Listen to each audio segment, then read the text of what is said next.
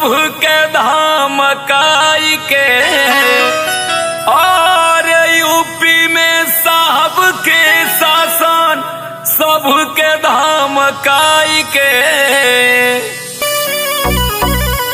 चुनाव जीतल चाहे बंदूकिया दिखाई के, जीतल चाहे बंदूकिया दिखाई के, चुनाव जीतल चाहे बंदूकिया दिखाई के, जीतल चाहे बंदूकिया दिखाई, बंदूकिया दिखा के, बंदूकिया दिखा के, बंदूकिया दिखाई के।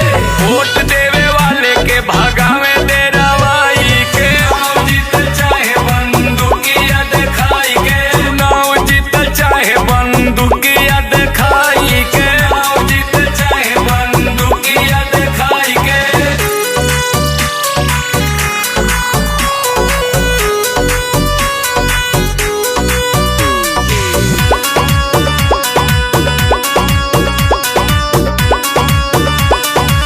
खतरा में बाटे लोकतंत्र संविधान हो, मीडिया बिकाऊ बोले साहब के जवान हो, मीडिया बिकाऊ बोले साहब के जवान हो। खतरा में बाटे लोकतंत्र संविधान हो, मीडिया बिकाऊ बोले साहब के जवान हो।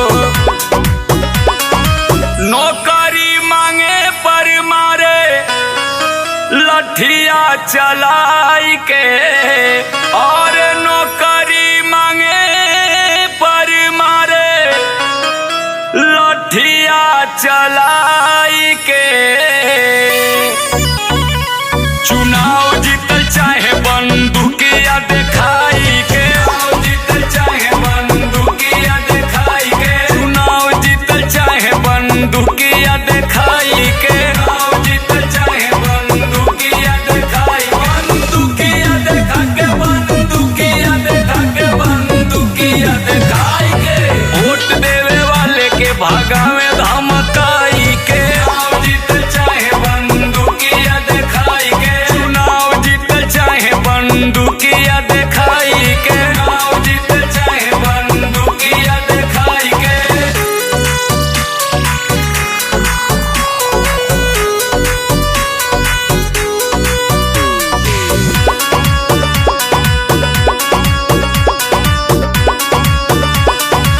हालत बिगड़ गई उत्तर प्रदेश के, अब एकदम जरूरी बाटे भैया अखिलेश के, एकदम जरूरी बाटे भैया अखिलेश के। हालत बिगड़ गई उत्तर प्रदेश के, अब एकदम जरूरी बाटे भैया